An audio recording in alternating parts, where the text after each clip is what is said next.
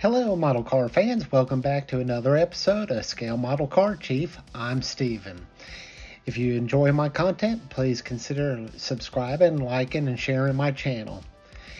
In this episode, we're going to be doing the reveal of Fordgry, my Mustang SVO GT350 Convertible. I would like to thank Mike at Scale Speedworks for hosting this group build, #Mustang60. And here is my inspiration that I've showed in many videos for this build, a Turbo GT Mustang that was converted into an SVO convertible. So let's go ahead and take a look at the final product.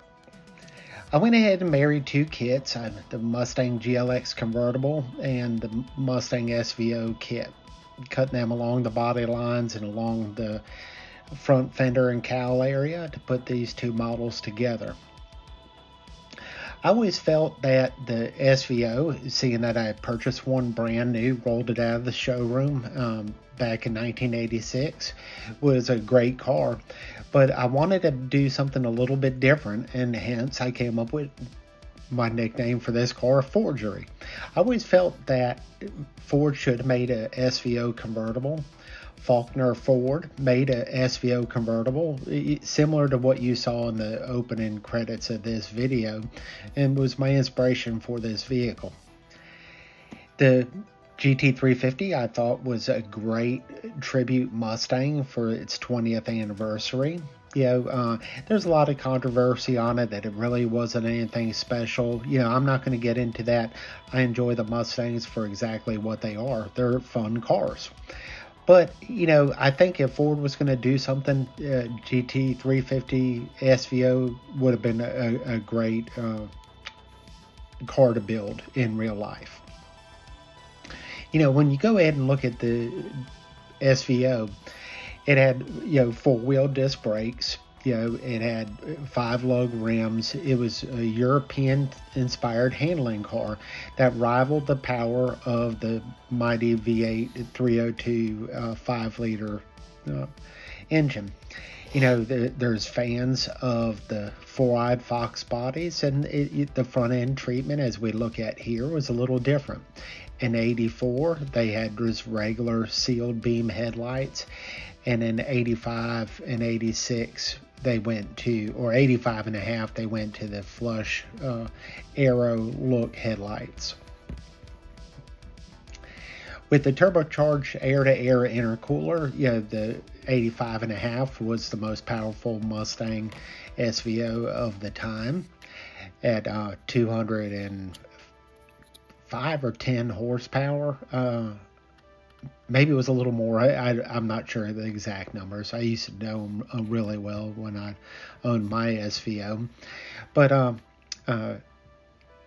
86, the horsepower went down 5 horsepower. I'm not sure why, but it still was a great car. I enjoyed its handling characteristics and its stopping ability. The front end had Kone adjustable struts, a little different than what you would have today. Today you would flip a switch and change the feel of your suspension. Back then there was a little white handle that would fit up on top of a half moon bolt that stuck up out of the strut on the front of the car, and you would just turn it to firm up or soften the suspension. So Ford was on point with what they were trying to do. I just think the SVO was underrated from a sales point because of its cost. Here we'll have a look at the detailing I did on the air-to-air intercooler, hooked to the turbocharge. I did some fine detailing to the compartment, not the department, the compartment. And again, as I said previous, hats off to all the other model builders that do super fine detailing. My work's not ever perfect, but it satisfies me, and I always try to add a little bit more and up my game, so to speak, when it comes to my model building. And there's a side look at the turbocharger. Here's a look at the GT350 inspired interior. All Mustang SVOs had the charcoal gray interior, and to me, even back in the day in '86 when I purchased mine, I wish there was more color choices available. And let's go ahead and remove the boot here so I can get ready to flip the car over and I won't drop anything. Here's the detailing I did on the bottom. I sprayed originally with gray, metallic gray, and then I used nutmeg, to just kind of cast some shadows over towards the outside edge of each side of the chassis.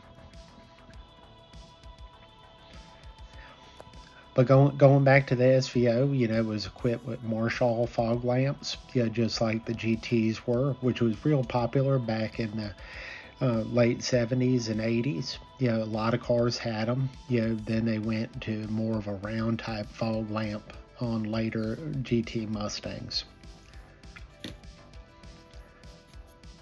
Let's see if I can get this hood to snap back here in place. This was a fun build, and again, I want to thank Mike for hosting this build. A lot of great cars were produced for this group build. I hope everybody's enjoyed my take on this model. There'll be some that'll be like, oh, that's messed up, cutting up a model, but I think it turned out well, at least for me, and I enjoyed it. And that's what this hobby's all about, having fun and enjoying your kits. Try to get good angles here. Well, I'd like to thank everyone for tuning in and watching this series of builds for the hashtag Mustang 60 group build. We'll see you on the next update or the next model. Take care. Have a blessed and safe day. This is Steven, the Scale Model Car Chief. Take care.